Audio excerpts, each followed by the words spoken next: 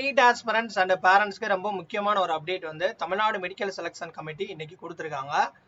அதாவது தமிழ்நாடுடைய MBBS BDS counselling யாரெல்லாம் apply பண்ணீங்களோ தயவு செய்து இந்த வீடியோ ஸ்கிப் பண்ணாம பாருங்க. அது மட்டும் இல்லாம நீங்க பாக்குறது நீட் யூஜி தமிழ். நான் உங்கள் கார்த்திக். கைடன்ஸ் சப்போர்ட் வேணும் அப்படின்னா வாட்ஸ்அப் குரூப் இருக்கு, கீழே டிஸ்கிரிப்ஷன்ல கொடுத்துருக்கேன், ஃபாலோ பண்ணிக்கோங்க. இன்னைக்கு வந்து தமிழ்நாடு மெடிக்கல் செலெக்ஷன் கமிட்டில இருந்து இன்எலிஜிபிள் லிஸ்ட்னு சொல்லிட்டு ஒரு லிஸ்ட் கொடுத்துருக்காங்க. அதாவது இன்னும் வந்து ஒரு 2-3 நாள்ல, அதாவது 19ஆம் தேதி வந்து மெரிட் லிஸ்ட்டை வந்து வெளியிட போறாங்க, ரேங்க் லிஸ்ட். ஸோ தமிழ்நாட்டுடைய கவுன்சிலிங் வந்து 21க்கு மேல வந்து ஸ்டார்ட் பண்றேன் ஆல்ரெடி டேட் கொடுத்துருந்தாங்க. இப்போ மெரிட் லிஸ்டோடைய ப்ராசஸிங் ஸ்டார்ட் ஆயிருச்சு.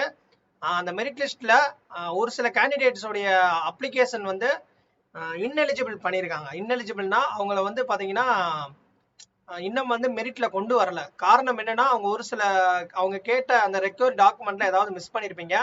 அதனால வந்து எல்லா கோட்டாக்குமே தனித்தனியா அப்டேட் பண்ணிருக்காங்க. சிஎம்சி 20% அப்ளை பண்ணவங்க செக் பண்ணுங்க, ஃபர்ஸ்ட் இருக்கு. அதே மாதிரியே கவர்மெண்ட் ஓசி category, ex service man, PWD, general eligible, அப்புறம் மேனேஜ்மெண்ட் லிங்குஸ்டிக் மைனாரிட்டி, அப்புறம் மேனேஜ்மெண்ட் கோட்டா. ஸோ எல்லாமே தெளிவா கொடுத்துருக்காங்க. ஓப்பன் பண்ணி பாருங்க என்ஆர்ஐ கோட்டா.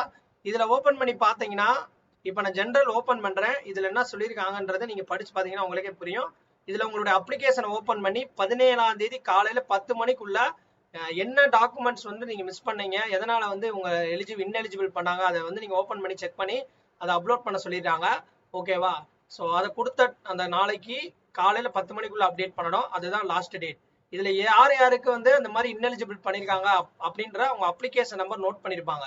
நீங்க ஏற்கனவே அப்ளிகேஷன் போட்டிருந்தீங்கன்னா உங்ககிட்ட அப்ளிகேஷன் இருந்துச்சுன்னா அந்த அப்ளிகேஷனை ஓப்பன் பண்ணி தயவு செய்து உங்களுடைய அப்ளிகேஷனை ஓப்பன் பண்ணி பாருங்க.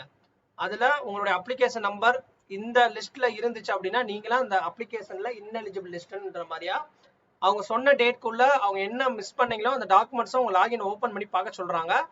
அதுக்கான லிங்க்கும் பாத்தீங்கன்னா இதுல தெளிவா கொடுத்துருக்காங்க. ஓகேவா? ஸோ இந்த லிங்க்ல போய் நீங்க ஓப்பன் பண்ணி பாத்தீங்கன்னா தெரியும். ஸோ ஓப்பன் பண்ணி கூட காட்டுறேன். பிடிஎஃப் லிங்கை கிளிக் பண்ணீங்கன்னா இதுல உங்களுடைய அப்ளிகேஷன் நம்பர், உங்களுடைய பாஸ்வேர்டு நீங்க கிரியேட் பண்ணதை கொடுத்து ஓப்பன் பண்ணி செக் பண்ணி பாருங்க. ஓகேவா?